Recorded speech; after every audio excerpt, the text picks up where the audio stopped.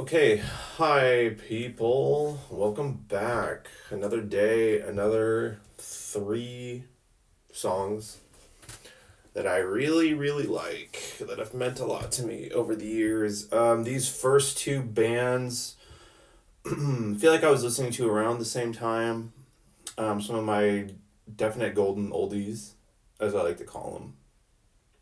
And the first comes from I think they're from Kansas City Boys, very popular, influential in what I guess is called the second wave of the emo scene. Apparently, there was a first wave and a second wave. And this band is called the Get Up Kids. And the song there have so many good songs, especially off the album Something to Write Home About, which was such a special album. If those of you know, then you know. Um, that cover, that pink cover with the two robots, I don't know, it's so iconic. So the song, one of my favorite songs on that album is a bit of a slower, um, sad song. It's called Holiday. No, not Holiday. Valentine.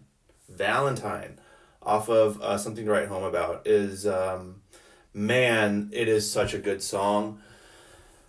But I discovered this band from a music video. I think the song was called Action and Action. I'm not sure what album that song is from. I don't think it's from 4 Minute Mile. 4 Minute Mile is another amazing album of theirs. I think it's the album that came out before Something to Write Home About. Before they had really like crystallized their sound. But this band was very influential in, I guess, that second wave emo pop punk scene. They, were very influential on bands like Taking Back Sunday, Saves the Day, Blink 182. But you do not hear a whole lot about the Get Up Kids.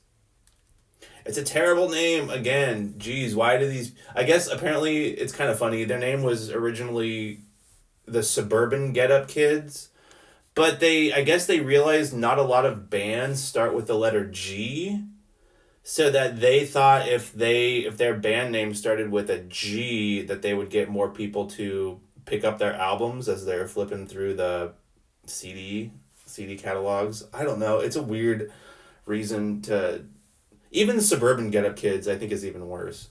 But anyway, I love this band so much. I remember, it had been a long while since I had listened to them, and then I don't know, maybe like 5-6 years ago, I went back and listened to this album again, and geez, it hit me so hard. It's just one of those things where it's like, I don't know, the nostalgia factor kicks in. I love this band so much. I don't know. I think they broke up in 2005, and then they came back together. And they've released a lot of albums, more than I had was aware of. Their most recent album was in 2019. So I do believe that the band has broken up. I think these guys have moved on with their lives, which, I can't necessarily blame them. And they just came out with a 25th anniversary deluxe edition of Something to Write Home About, which I think is their most classic album. But yeah, if you do like the emo pop punk stuff, this band is very high energy. Just really good, feel good emo stuff. If you like the song Valentine, check out Something to Write Home About, that album. That is much more uppity than the song Valentine, but there's something about this song that really strikes me hard. It is so beautiful. Okay, Get Up Kids, love them. And all right, so moving on to Another band that my brother introduced me to. He had a it was like a double disc set of like the best of this band, and they are Starflyer 59.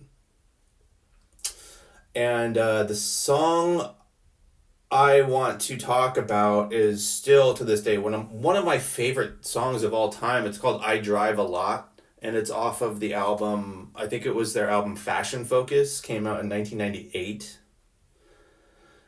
A great year for music, and this Starflyer 59 is the music project of, I believe his name is Jason Martin, who is the younger brother to maybe my favorite musician of all time, Ronnie Martin from Joy Electric. And it's kind of insane that these two are brothers. Because their music projects are just so good. They've had such a big impact on me. So I guess Jason Martin started making music with Ronnie's. So Ronnie Martin from Joy Electric used to have his earliest project was this band called Dance House Children, I believe, and Jason Martin would play keyboards, I think, as a part of that project before going on to do his own stuff, starting Starflyer 59. And he has had a rotating group of musicians to help him perform this stuff, but I think he's the one who's making most of everything. He's been there the whole time. Um, Apparently, like, so they were both raised in like Christian households, strongly Christian households, I think, and they were not allowed to listen to secular music, I think, growing up. And I read something about how Jason Martin discovered the Smiths' "The Queen Is Dead" album, and that had a huge effect on him. I can kind of hear it in the music, not so much in the singing, but the music style is. I could see how he could be influenced by the Smiths, and also bands like My Bloody Valentine really influenced him. Starflyer 59 has a real dreamy shoegaze quality to it. Just very, very dreamy music. I love it. And the piano strings that they use, I think it was the first time I'd ever heard that sound put to such good use. Starflyer 59, and I do believe they are still churning out albums, which is crazy. I think their most recent album just came out in 2025. So I'm excited to go back to their catalog and listen to what these guys sound like now. Because I believe that the Brothers Martin, which is a side project of theirs, which I do want to cover someday, these two guys are musical geniuses for sure. And part of me thinks like they can do no wrong. I love them. All right, so very quickly, the last song I wanted to talk about is from a band that I covered a little while ago named Old Gray.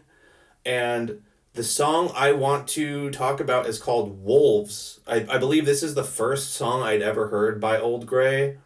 And what I really want you to pay attention to is the live video of this song, and not so much the band playing, but when I saw this video, I was kind of dumbstruck at the crowd. The crowd of people, most of them look like teenagers, like screaming their hearts out to each line. And just when the song like crests, like just to see this crowd crash on the stage like like waves.